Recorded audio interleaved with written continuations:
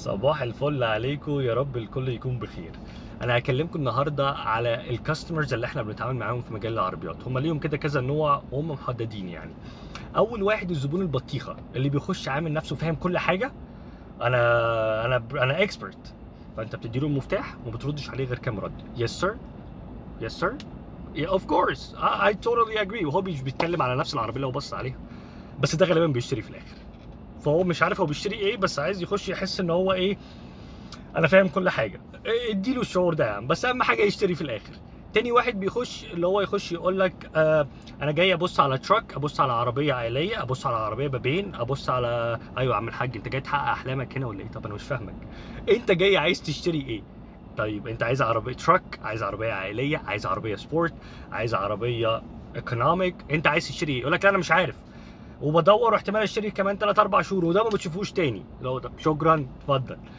الكاستمر التالت بقى اللي بيخش، واحد يخش هو ومراته عايزين يشتروا عربيه كده فاميلي كار، ويجي يسالك سؤال: هو حضرتك متجوز؟ فانت بتقول له متجوز. يقول لي طيب ممكن بقى تديني الاوبشنز بقى، انت اكيد فاهم بقى عربيه عائليه، اديني الاوبشنز. تدي له كل الاوبشنز، يخش على عربيه 12 خالص. يا عم ده ميني فان وعربيه 7 سيترز والدنيا مش عارف ايه. لا لا لا، انا هاخد العربيه البابين دي. انت متاكد؟ طب بص لمراته: انت متاكدين؟ خلاص يا عم مش اشتريت، يلا سلام انت بقى.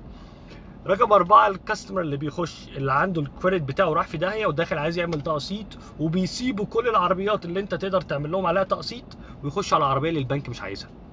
العربيه اللي البنك يقول لك لا، او مثلا بيطلب مقدم عالي. فمثلا ده يخش يقول لك انا معايا 3000، تقول له ممكن اجيب لك في واحد واثنين وثلاثه، يقول لك لا انا عايز العربيه دي. طب العربيه ديت البنك عايز منك مقدم 20000، يقول لك لا لا لا لا، اديني يومين وارجع لك. يرجع لك بعد يومين: انا جبت 4، يا امشي اطلع بره، يلا امشي امشي ما تجيش تصدعني. رقم 5 بقى اللي بيخش لك عارف ميكانيكا، وعارف شغل الكهرباء، وعارف شغل دهان. تحس ان الكاستمر دوت كده انت ما بتقدرش تقول له كلمه، انت كل اللي بتعمله تديله المفتاح وهو بيروح يفرتك في العربيه كلها، وبعد كده بيرجع لك يقول لك بص العربيه فيها هنا سكراتش صغير، فيها مش عارف فيها ايه هنا بسيط، لما جيت سوقتها سمعت كده صوت بسيط بتسمعه في ايوه حضرتك انت جاي تشتري عربيه مستعمله يعني، فاكيد هيطلع فيها حاجات هنا او هنا كده، العربيه مش بيرفكت. لو عايز عربيه بيرفكت روح اشتري واحده جديده. لا لا لا، انت العربيه دي عارضها بكام؟ ب 20، تاخد فيها 10، اطلع بره.